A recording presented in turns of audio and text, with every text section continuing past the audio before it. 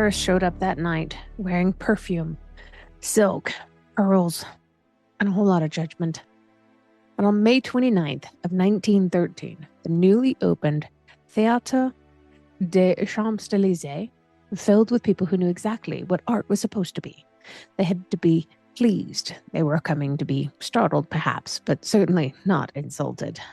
They expected elegance. They expected ballet to rise lightly from the stage, graceful as court gossip and nearly as cruel. What they received instead was Igor Stravinsky's The Rite of Spring, and before the night was done, the audience would be shouting, laughing, hissing, fighting, and making such a racket that the dancers could hardly hear the orchestra. The first sound was enough to warn them had they known enough to listen. A bassoon played high and strange, almost beyond recognition, like an old instrument forced into unfamiliar territory, because it was. Some of the audience laughed. Others shifted in their seats uncomfortably. The fashionable ranks of Paris had heard many bold things before, especially in Paris. But this was different. This was not romance. This was not a pretty dream set to music.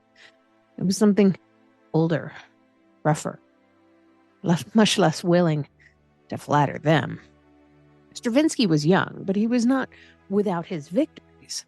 His earlier ballets for Sergei's Ballet Russes, The Firebird in 1910 and Petrushka in 1911, had already brought him plenty of attention. Paris had admired him then. Paris had allowed him into the hall of modern genius with its difficult doors and suspicious guardians. But admiration is a fragile thing when an artist stops charming and starts challenging. With The Rite of Spring, Stravinsky did not hand Paris another jewel. He handed it a blade. The story on stage was simple, but it certainly wasn't gentle. It was a vision of pagan Russia, imagined through ritual, tribe, earth, and sacrifice. And remember, this is 1913. Spring in this did not arrive as blossoms and birdsongs. It arrived as force. Elders watched and bodies gathered. A young girl was chosen. I'm sure you know where this is going. By the end, she would dance herself to death. Maybe you didn't. That was the bargain at the heart of the work. Renewal demanded a victim. And the music did not bother pretending otherwise. The choreography by Václav Nijinsky made matters far worse for those expecting beauty in the unusual sense. His dancers didn't float. They stomped. They bent inward. Their feet struck the stage with weight and insistence. Their bodies formed hard shapes and awkward lines.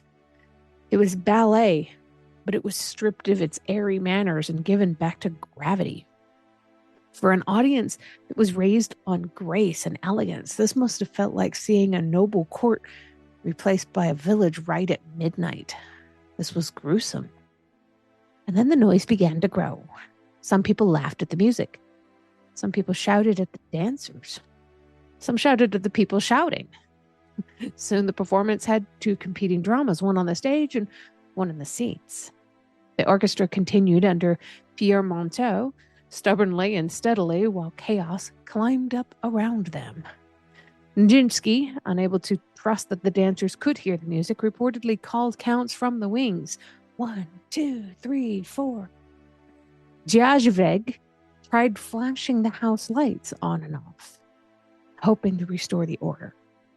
It was a fine theatrical gesture, though not necessarily the best way to calm a Parisian audience already considering mutiny. The old order had come dressed for culture and found itself accused. Part of the fury came from the score itself. Stravinsky's rhythms didn't behave the way people expected them to. Accents landed where polite ears did not expect them, and in Paris, an accent means everything. The meter shifted. Dissonance stacked itself into sounds that seemed less arranged than just unleashed. The orchestra did not sigh. It struck, it jabbed, it pressed forward. Listeners accustomed to flowing melody found themselves surrounded by pulse, weight, measure, pressure. It was not music meant to decorate the evening. It was music that made demands. It was the equivalent of modern heavy metal in a time well before that ever existed. And yet the scandal was not simply about the noise. Audiences are rarely honest about why they are offended. They say that something is ugly when they mean to say that it frightened them. They say when something is barbaric when it means it has refused to obey their own rules. The Rite of Spring showed Paris something it didn't wish to see. It suggested that art could be primitive and intelligent all at once. It suggested that beauty might arrive wearing mud instead of satin. It suggested that the future would not wait for permission. It had already arrived. By the end of the performance, the legend had begun. There are disagreements just about how the violent night became, and whether the word riot is perfectly fair. Memory is poor, especially when pride and scandal are both trying to dictate. But there's no doubt that the premiere caused a major uproar. The audience reaction became one of the most famous first night scandals in the history of music. But the choreography that helped ignite the scandal, Nijinsky's original choreography, almost vanished. The ballet, in its original form, was performed only a small number of times. But then war came. Europe changed. The theater owner later tried to revive the work, but the steps could not be fully remembered. Nijinsky, one of the greatest dancers of his age, descended into serious mental illness. The score survived. The scandal survived. The legend survives. Nijinsky did not. But the moment itself, the physical language that had helped provoke the night's fury, was lost for decades. That's the cruel twist of the story. The riot became immortal, while the dance that helped to cause it nearly disappeared. Stravinsky's music, however, did not disappear. It endured. It moved from scandal to landmark, from outrage to influence. In time, The Rite of Spring became one of the most important works of the 20th century. Composers studied it. Conductors feared and loved it. Audiences learned to hear what the first crowd could not bear to hear. Its rhythms changed the way that music could move. Its violence opened doors. Its strangeness became a kind of authority. That's how often revolutionary works of art are seen. First, they're called madness. Then they're called difficult. Then they're called important. Finally, they're called performed. They're not called, but they are performed in respectable halls by orchestras in black clothing while audiences sit quietly pretending their predecessors had been foolish to object them. But someone always objects first. Someone always has to be there the night that the future arrives just a little too loudly and a little too early, perhaps. The Rite of Spring did not merely change music, it changed expectation. It proved that rhythm could dominate in ways melody once had.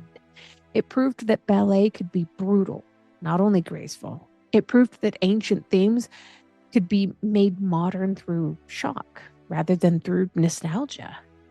And it proved that a work of art could be hated before it was even understood. The young girl at the center of the ballet dances herself to death so that spring might come. This is a story within a story. But outside of the story, something else was sacrificed that night too. A certain idea of ballet died. A certain idea of music and musical beauty died. A certain confidence among the elite audiences died, or at least it took a wound. The future had entered the theater and had not bowed properly. There's something almost fitting of this setting. This theater on the Champs-Élysées was new, was modern, was fashionable. It was a house built for art, and on that night it became a battlefield of taste. Not with swords, but with laughter and boos and applause and insults and stubborn musicians playing through the storm. No kingdom fell, no army marched, and yet after May 29th of 1913, music was never quite the same. And that's why this story still matters. It reminds us that the art most capable of changing the world, rarely ever arrives in the form people expect it to. It doesn't always come smiling, doesn't always ask to be liked. Sometimes it arrives as a strange bassoon note, a pounding rhythm, a body bent toward the earth, and a crowd furious enough to reveal that something important has happened. The audience thought it was judging Stravinsky, but history judged the audience. Now I want to hear from you in the comments. When a work of art makes people angry, do you think that anger usually means the art has failed, or that it's touched something that people were not quite ready to face yet, and therefore succeeded in doing exactly what the artist meant for it to do? And of course, if you enjoy stories like this, make sure you follow the History Happens Facebook page for more deep dives into history's most fascinating moments, and subscribe to the podcast so you never miss an episode. Every subscriber helps. I love hearing from you guys. And as you can probably tell, I did get a brand new microphone and camera. So things are a little bit clearer now.